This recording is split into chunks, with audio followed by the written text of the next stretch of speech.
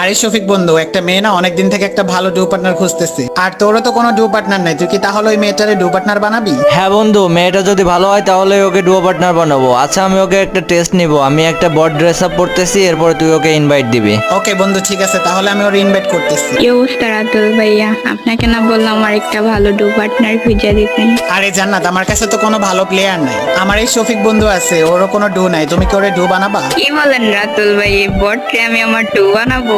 লল ভাই। আরে জান্নাত, তুমি এসব কি বলতেছো? তুমি কি চিনো ওরে? ওকে তুমি কি জানো? আরে বন্ধু, তুই কিছু বলিস না, তুই থাম, আমি দেখতেছি। আরে জান্নাত, প্লিজ তুমি আমার ডুও হয়ে যাও না প্লিজ। ভাই লল, তোর কাছে কি কোনো ভালো ড্রেস আপ আছে? তুই এসছিস আমার ডু পার্টনার হইতে?